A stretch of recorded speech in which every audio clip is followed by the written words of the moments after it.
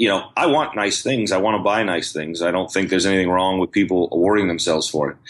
Well, in doing this, I realized I've been awarding myself about an extra $4,000 a month worth of funsies. That's a number. That First, seconds, performing, non-performing? What the f***? Note buyers, when it seems like you're in this business alone, know Chase, Robert, and the rest of their tribe are at it every week. They're bringing updates from their own note businesses as they work to find, fund, and finish deals.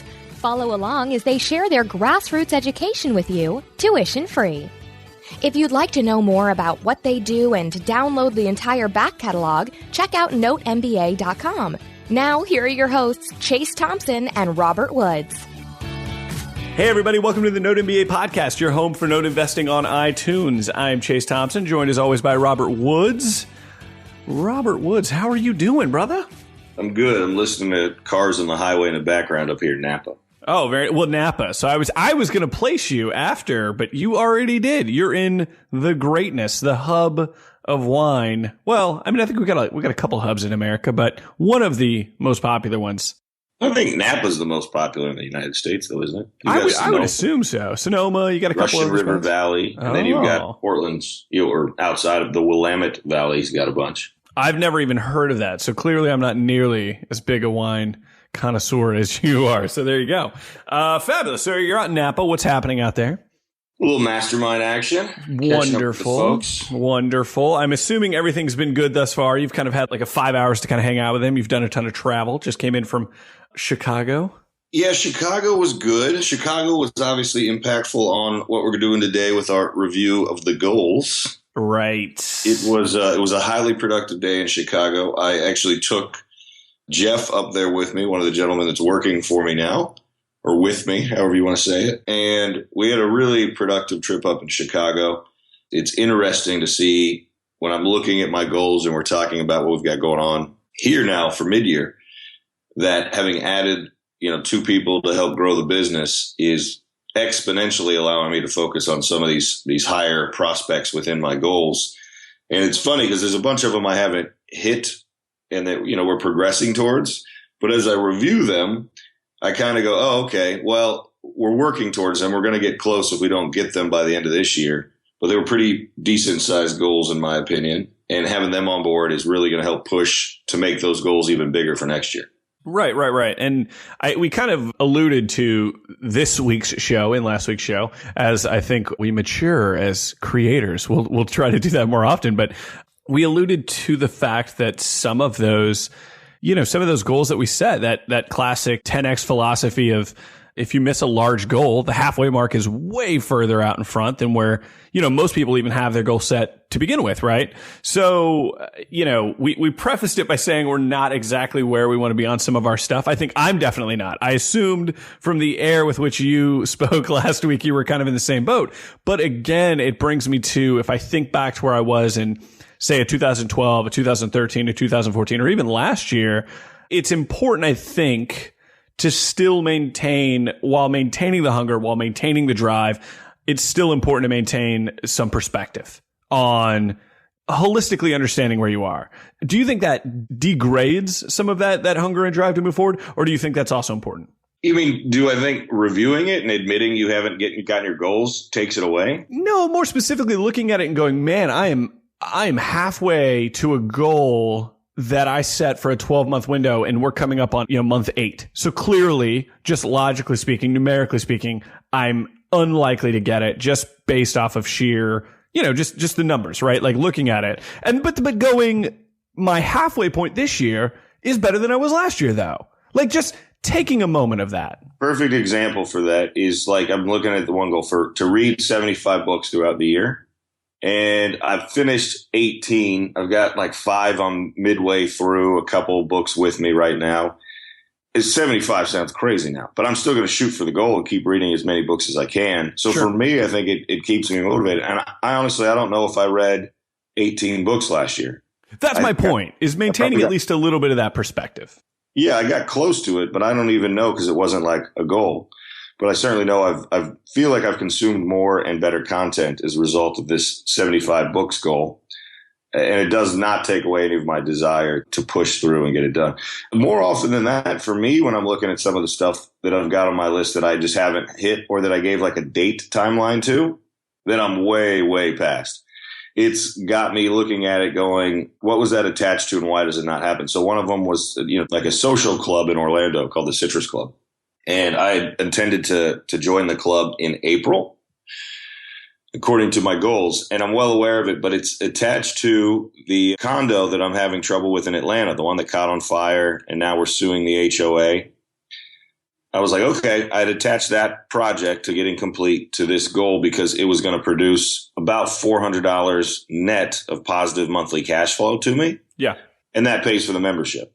And we've talked about that before, kind of that 4-hour work week muse setting up, like, paying for things through the accomplishment of projects, or, you know what I'm saying? Like earmarking that money for the purposes of improvement and enhancement of your life. Yeah, exactly. So I haven't joined the Citrus Club yet because I'm not going to start shelling out $400 a month out of my budget for this thing that's a valuable add-on, but it's not necessary to my life right now. That makes perfect sense. Speaking of the things to hit on another side of that coin that you were talking about what was this attached to, do you have any goals that you had on your list that you realized were attached to things that just didn't matter to you? And so you realized that I'm not reaching that because, holy crap, that's not actually a focus I have. Or it's not a focus I should have been, over this next 12 months been on the plate. Do you have any of those?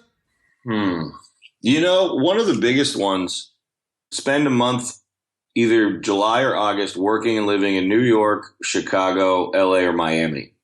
And I had intended to go to Chicago to work on getting that building flipped over. And then I realized I was doing something that I just, I travel enough as it is. And I don't really know why I had that goal. I think it was to stay with the traveling theme. Sure. But I was looking at it more of like, oh, this is crazy. And like, you know me well enough, those 4 cities, do you know what it would cost for me to have a 2-bedroom apartment that I really want? I mean, I was looking at like $4,000 a month in New York for not even anything great. Chicago was like $3,800 a month.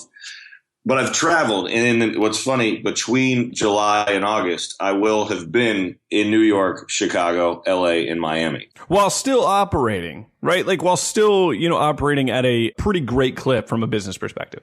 Yeah, so instead of like spending a month there, because it was an arbitrary amount of time, I've been and will have visited all 4 of those cities in the course of those 2 months. Sure. And accomplished more than you probably would have either way, having spent a stationary month somewhere else.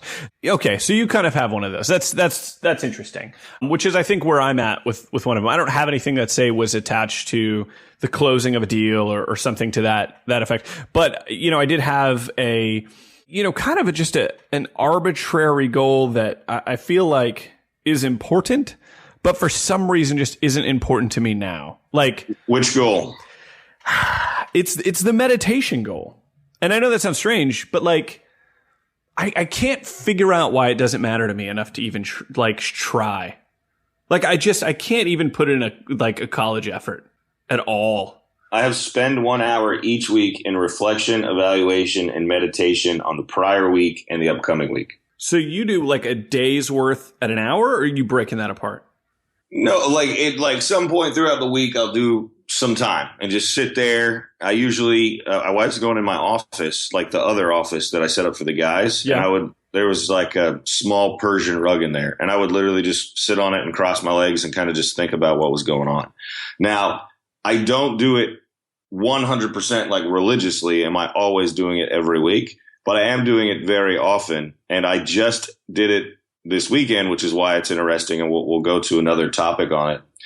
I spent a good hour in reflection this past week. We talking about that development project that I wanted to get working on. And what happened was I ended up not getting the land under contract. And I had done all my prep work like the week before, had 2 business days where I was like ready to put in the offer, and I just didn't. I didn't pull the trigger. And Saturday I finally called to reach out to put in an offer. Didn't hear anything back. Followed up on Monday, and then got a call Monday afternoon saying, hey, it went under contract over the weekend. And I was just like, oh, okay. So I spent an hour this week reflecting on why did I delay? What happened? What was the reality of that? So I find myself doing it, but I just haven't earmarked it as a requirement. But it is adding value. So it's interesting that how often did you say, or your meditating goal? Where you you know what? I think I might have just said it a little too aggressively, which is funny because you want a 10x, right? You want to be aggressive, but I set it at 20 minutes a day, which I think was a little too aggressive. I would take something, and I don't know if I would say it was from Tim Ferriss or the Dalai Lama, whoever I've seen it. I would 10x that in the opposite direction. And say, okay, divide X, division X. if I can get 2 minutes a day of just silence where all I'm doing is clearing my mind, and start there. Okay, so there's a really great blog for anybody that hasn't heard of it before. It's called Tiny Habits. It was started by a guy who was struggling to, of all things, I think this is the origin story. Of all things, he was trying to start flossing more regularly, and you need to do that. Well, so what he did is he set a tiny goal. So instead of flossing every day, he set the goal of, I'm going to floss a tooth a day. Like literally, I'm just going to floss a tooth a day. And then what he found is like the first, like, I think it was like, whatever day, 2, 3, whatever week, he would just, he would do that one tooth just out of jest, almost to be like, yeah, I'm going to do this, whatever. And then it was like, man, I'm already here. Right? Like the floss is out. I'm already here. Let's just do the whole thing. And then it just snowballed into now he has no problem, no struggle. That is 100% a goal off his plate because now it's a habit. So he started with this tiny, which is kind of what you're saying, which is stupid that I would know this whole story and know this website and all this stuff, but then not, look at my own, probably because I'm not reflecting and meditating on it now, but, not looking at my own situation and going, oh, why can't I just tiny habit this thing? But that's why you're reflecting on it now and evaluating it. And this is why we always tell people it's so valuable to write your goals down, look at them, review them, talk to people about them, because now you just brought it to the forefront of your mind, applied information you knew you had but hadn't been utilizing to say, hey, so how are you going to make that transition going forward? I think that's how I'm going to do it. I think, just kind of, change the horse midstream, bump it down to 2 minutes, because 2 minutes is – park the car in the driveway before you go inside after work, or you know what I mean? Like it's a give yourself that and then expand. I think that's a good strategy. I'm really going to execute on that. Yeah. The great thing with that is starting there. And then you look at like Deepak Chopra, who meditates for like 3 hours a day or something. Sure. And you're like, okay, your tiny habit. You were talking about 20 minutes a day. Well, just like you said, start with a minute. If you can do a minute a day, everybody can find a minute. Yeah. Again, it's one of those things where you're just so inside your head that you can't even, you're just like, oh my gosh. And a little bit about these goals, about how aggressively I feel like we set them in a good way is that sometimes I don't want to say I feel beat up, but kind of, right? Like I look at this list, I look at these. Do you still write yours down every day? I literally have my like journal, as it were, right next to me right now with my goals written every single day. I don't know if you still do that, but you're writing daily. No, I'm not writing daily goals. I think but the catch is I have, how I had the 3-page printout of my goals. Yeah. I carry this. This is a copy of this truly is in my car. And then this one is in my notebook that I have with me all the time. So that's the same thing, if you're reviewing I'm at lunch or something, I'll take my notebook with me. And then if I'm eating by myself, I'll pull this out and just look at the goals. So I just write the same ones every morning. Very Grant Cardone style in the way that he talks about. He actually writes his twice. He writes his in the morning and then again at night. Anyway, the reason why I was asking is that sometimes I feel slightly daunted by the reviewing of and the writing down of something that I just know I'm not executing against. What's that thing? What's that one thing you're writing down that you're not executing against? So one of them would be the meditation goal. It's just not happening, right? Like so now we adjust the goal. Exactly. I'm just saying I'll adjust the minutes. You got to change it. Exactly. Well, I'm making notes. I'm literally writing notations on how I'm changing this goal right now. I love it. And that's going to become the new thing. Meditate 2 minutes a day. Done. On the topic. So the books one, I got to be perfectly honest. The one that I am completely off the rails on and is completely just a non-issue for me that I'm just 100% off the rails on is fitness, food, weight goal. Like it's just completely off the rails. Like not in a pushing 250, but the goal was to get to what, 179, right? The goal was technically under 180. I think like my fighting weight's like 178. So like that technically goal was like under 180. So yeah, it's like 179 was that breach point for sure. So where are you at? I think I'm at like 196. Like I could like probably unhealthily make it, right? But like that's not obviously sustainable, which makes it completely purposeless. Well, that's 2 pounds a month for the rest of the year, right? Yeah. I don't disagree with you in any way, shape, or form. I'm just saying it's when you are so closely tied in to from a food perspective to someone that come on now, don't blame your wife. I'm not blaming her. What I'm saying is that I'll put it out there like this. Any listener that we have that knows of or is a pregnant woman that really enjoys chicken and broccoli 6 times a week, just reach out to me. Let me know that you exist, so I can see the unicorn out there in the world. I hope you get some female hate mail for this comment. I'm not going to get any female hate mail. She knows. It's not a problem. That's what I'm saying. It's not an issue. I think my issue was not setting this goal was not an issue. It's a really great focus for me to always come back to and center on. It's almost like if you're doing like a mindfulness meditation where like, it's okay if your mind wanders, just bring yourself back to your breath. For me, I don't mind the fact that I have not gotten there. It's the continuation of almost like the continuation of writing it down and being mindful of it is continuing to bring me back. So when I'm out and I'm not, I'm out for a work lunch or I'm out at a meeting or I've got an appointment or whatever the case may be, I'm still brought back to it more often than not. It's just cookies at 9:00 at night. It's tough. It's tough not to eat those. They smell delicious. She's baking. It's good. It's good stuff. I'm not making excuses. I'm literally telling you the reason. It's not an excuse. Right. It's a reason. The reason. Mm-hmm. Okay. So then tell me the reason why you're okay with it. The reason I'm okay with it is because I'm coming into a major time of transition.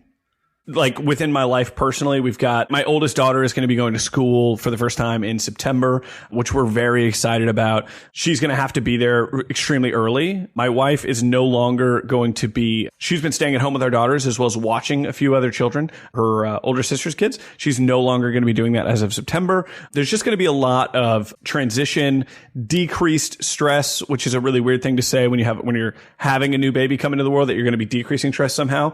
But the addition of her not having to focus on other people's, children as much, which I know sounds strange because she loves doing it. And I love that she's been able to bring, my daughter's cousins and all that kind of closeness of family because I didn't have that growing up. I love it, but it'll decrease stress while increasing, some other transitions that are happening.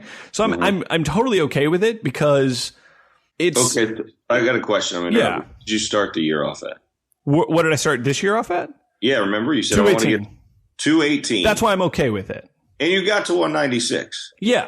So, why don't you make your goal, can you get to 190? Make your goal 190 for the end of the year, because you can do that. Yeah. Maybe you need to adjust it again. Oh, my gosh. I'm adjusting all my goals. I'm just going to. Do you feel like, I had a sales manager for a while that says, you don't adjust your goals, you adjust your actions. Yeah. But you've already adjusted your mindset that you're okay with not hitting the goal. So you might as well change the goal. Yeah. Do you feel like that's defeatistness? I put it this way. Remember how we talk about it? I was actually on the plane yesterday talking. I didn't even actually read a page of my book on a 4.5-hour flight. So it was a nice conversation. But we were talking about a transitional opportunity the woman next to me had with her job. And I was like, well, did you write down what you want? What are your goals for this job? What do you really want? And she's like, well, what do you mean? I was like, you get to create whatever you want to.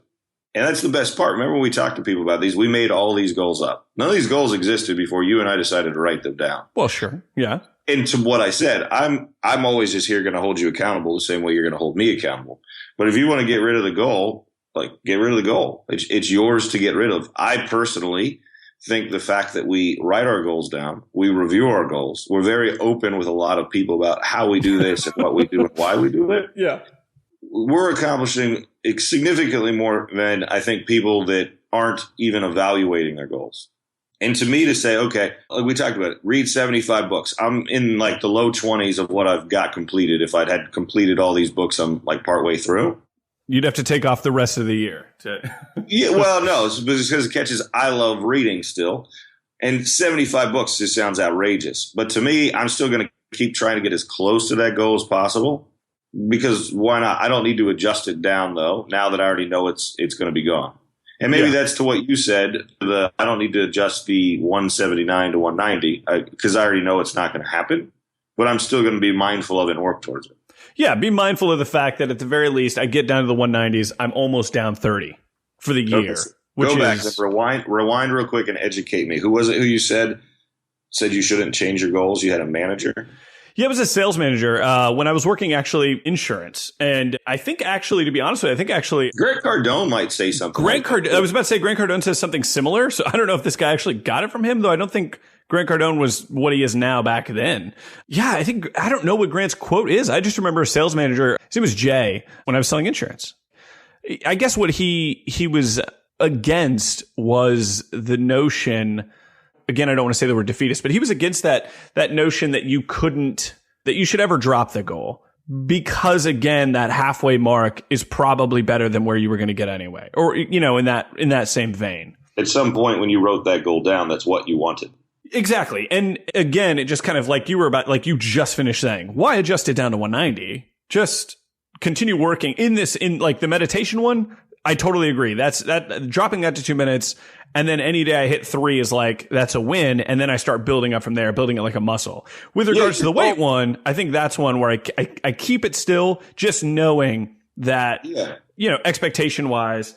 Well, for the meditation one, like leave the goal where it says, spend 20 minutes. Like the written goal says spend 20 minutes a day, because that's where you want to get to, right? Mm-hmm. And then just document what actually happened. Yeah, but to start, be like, well, I said I want to do it 20 minutes a day. I really do about 2 minutes a day, but I'm doing it every day. Yeah, so maybe the consistency of X is. Yeah, I think that's, who was it, the one thing, right? With the domino theory, right? Like starting with a tiny domino and then pushing, what is it, exponentially 1.5 times the size or what have you? Correct, yeah. So roundabout, first of all, for anyone that is listening to this episode, it's been one of the ones that we've gotten the most email, feedback. I don't know how much you've heard it all, Robby, but I've heard a ton from people that are like, hey, when's the MidYear show? When's the goal show? When's the goal show? This is like real talk. Like we probably would have had this conversation whether we were recording or not. So to me, thinking through these things, I've read the one thing. I know about the down thing. I knew about the tiny habits, but it's still, if you're not talking it out, if you're not reflecting on it, if you don't have, say, that accountability person, getting to these moments of clarity is difficult, which is really bizarre to think about for me. Yeah, no, I think it's interesting. Well, and you also, I've got 3 pages of goals.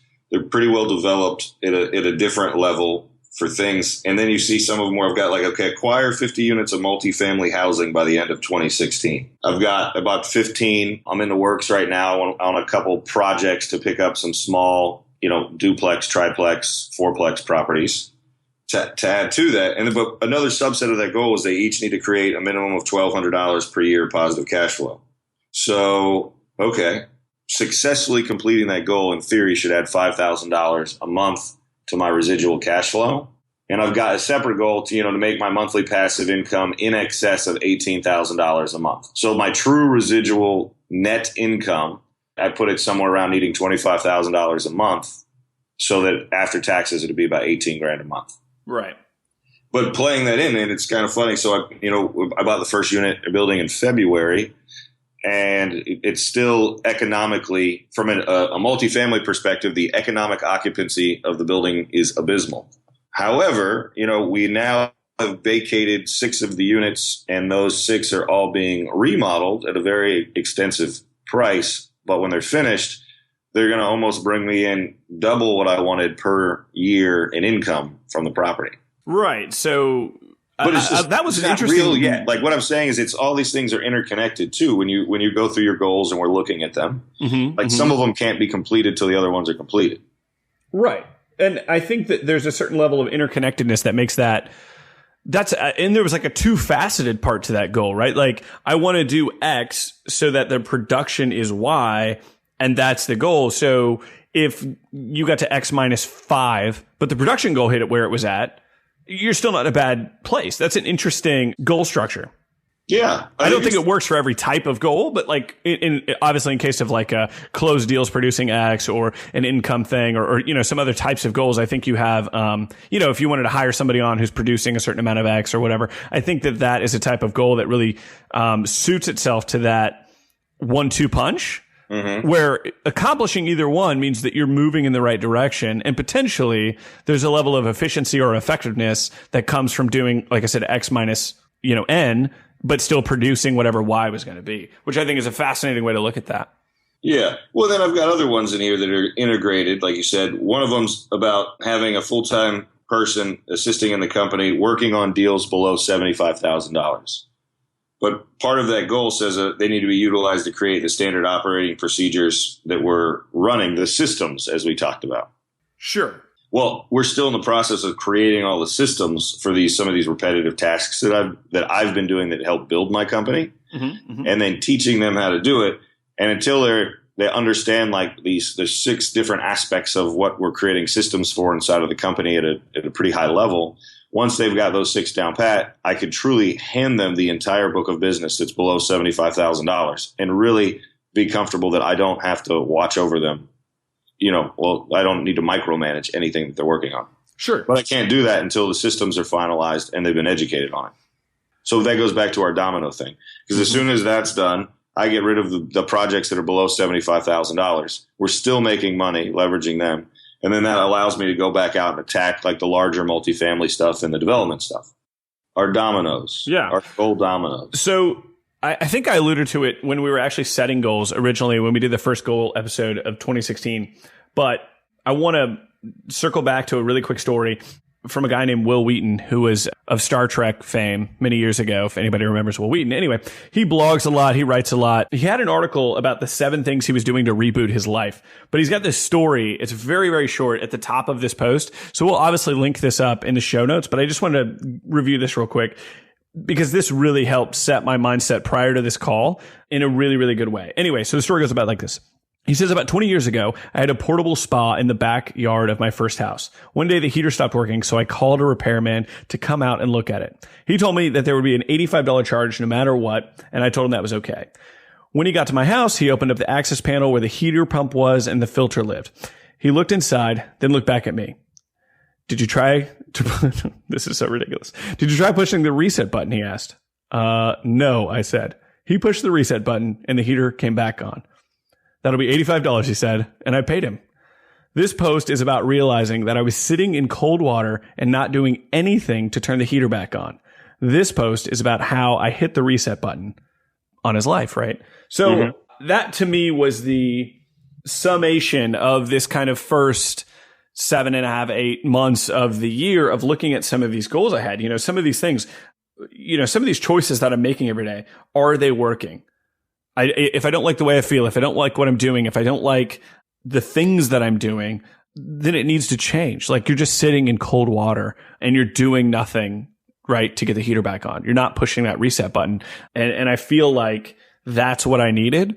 And on some of these goals, like even the ones that we're not really talking about per se on my list or your list, I get an opportunity because I'm not out in Napa Valley going to a mastermind in 10 minutes, but I get an opportunity today to just sit down and go and look at my 7 goals and go, what needs to be reset? What am I on target for?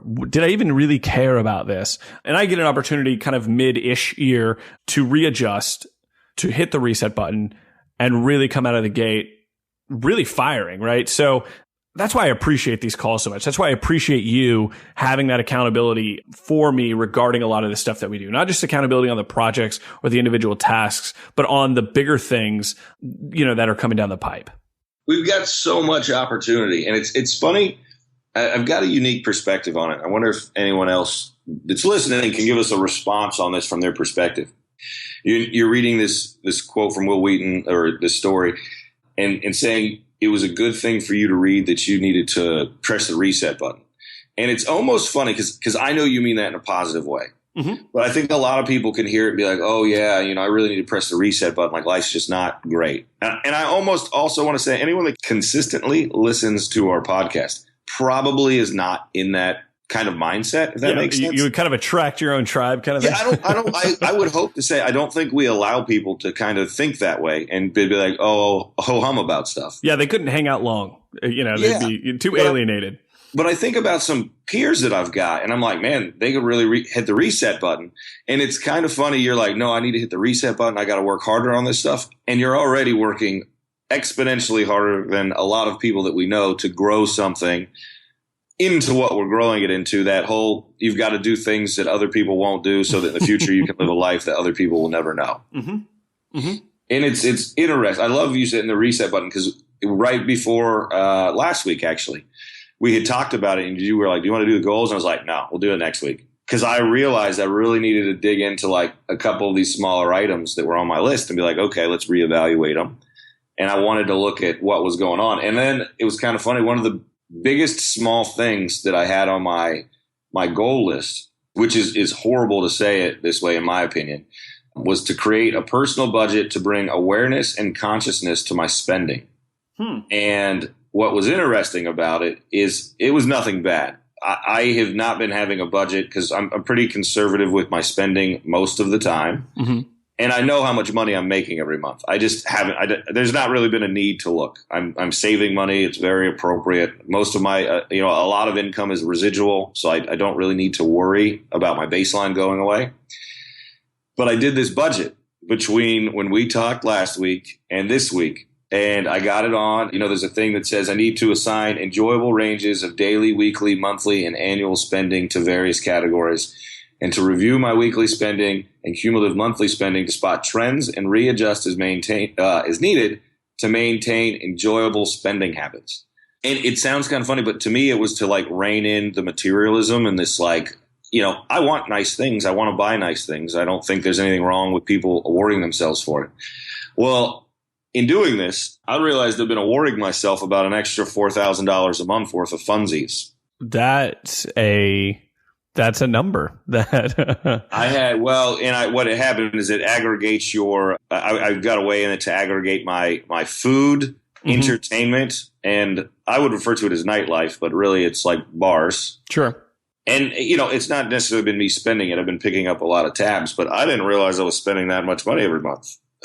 Yeah. And I was just like, oh, okay. Like maybe you need to have a calm down month. And I'm taking my mom to Spain, which is one of my big goals in September. I didn't know your mom was going with you. That's huge. Well, yeah. Well, she doesn't listen to the podcast, so I can say this. And if she does, she knows it comes from love. I had, one of my goals on here was to visit Spain or Colombia in September. And I had elected that I was going to go to Spain. And a secondary, there's another goal on this under family. Let me look at this real quick. We talked about this, right? 5-day vacation with mom at a location of her choice. So also, just so people know, sometimes you need to be really specific with your goals. So what happened, mom called and asked if she could go to Spain with me. She's like, well, you're going to Spain, right? I was like, yeah. She's like, well, I'd like to go to Spain with you. And I was kind of like, oh, I was going to Spain just to kind of like decompress. I thought we'd go to like New York or something.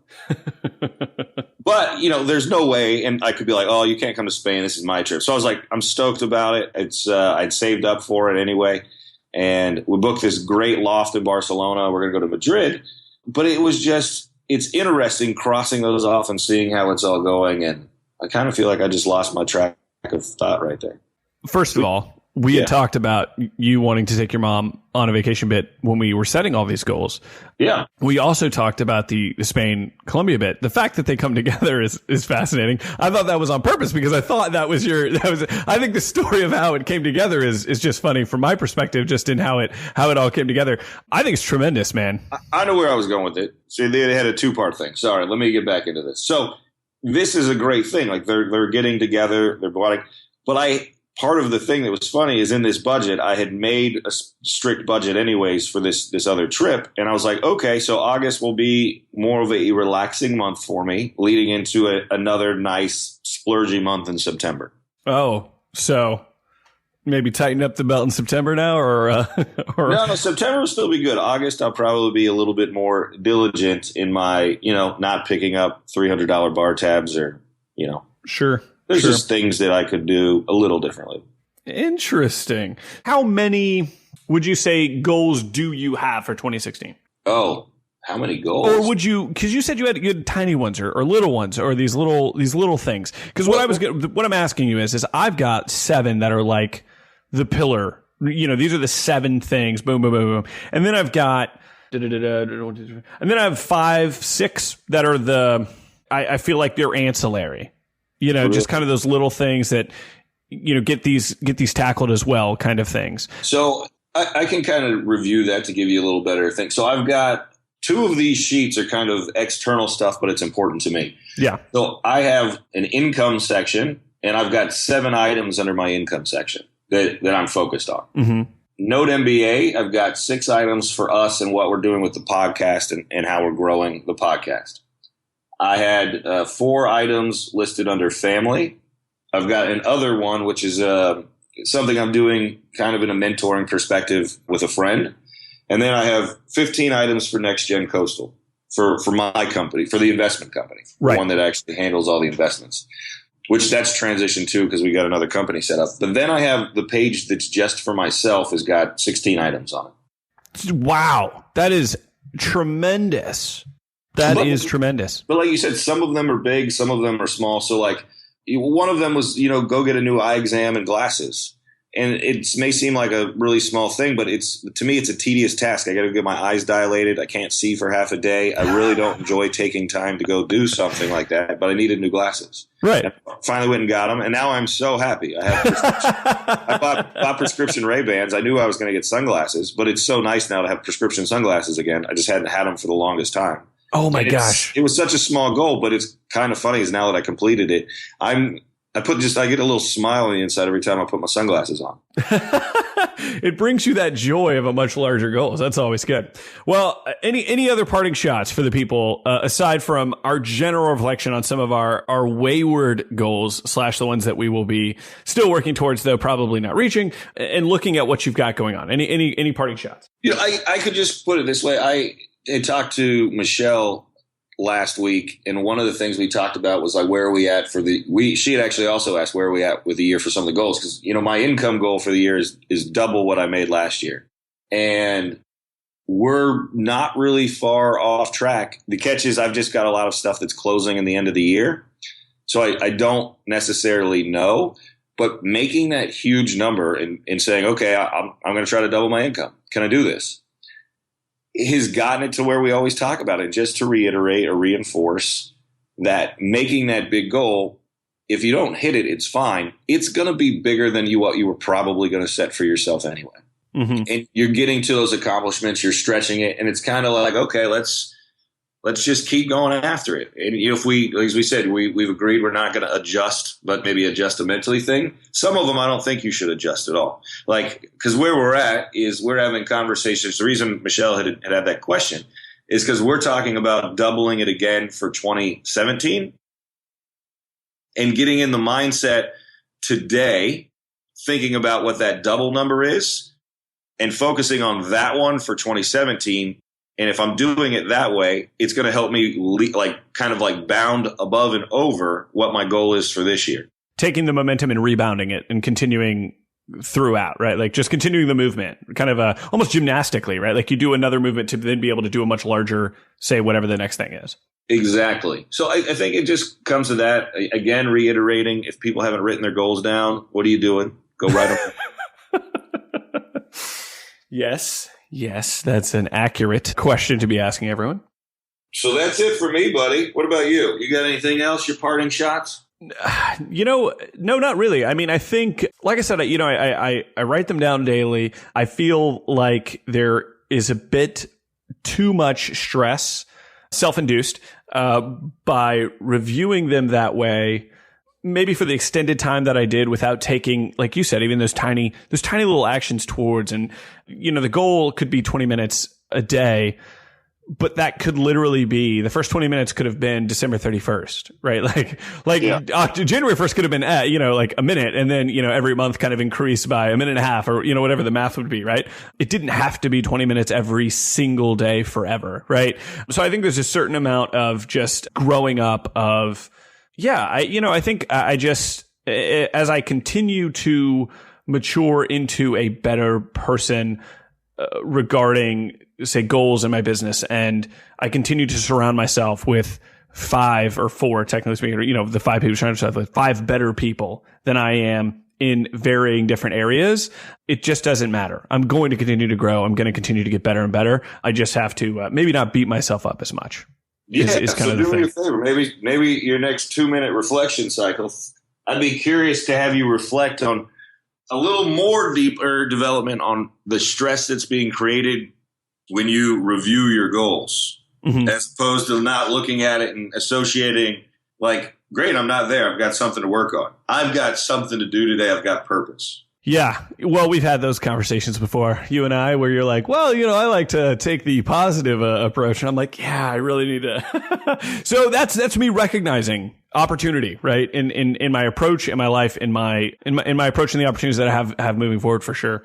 Aside from that, gearing up for down the stretch before the baby gets here, that's kind of the other focus that I've got. I have no goals on my list regarding that. And that was a really interesting thing. The fact that I just didn't have anything, at the beginning of the year because it wasn't a thing, and now it's a thing. So I was actually just looking at that this morning as an interesting, just a segue in like how big and how different your life can be from, say, January 1 or whenever it is you write your goals. I mentioned Mike Vacanti, who we linked up in last week's show notes, but he likes to set his in August or whatever. Whenever it is you set your goals, how different things could be just a few months down the line from where you thought you were to be in general. So that was just an interesting reflection point for myself already. It was just like, oh, I've got this major life event that's happening that was not even on the radar when I set these goals to begin with.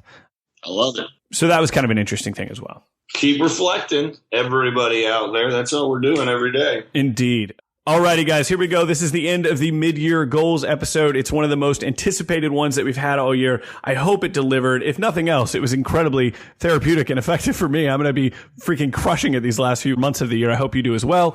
If this is your first time here, be sure to head over to notenba.com. Check out the show notes over there. Head over to iTunes. Give us a rating and a review. And as always, be sure to tell 5 other people you know about the Note NBA podcast. We'll catch you guys next week. Take it easy, guys. Have a good one.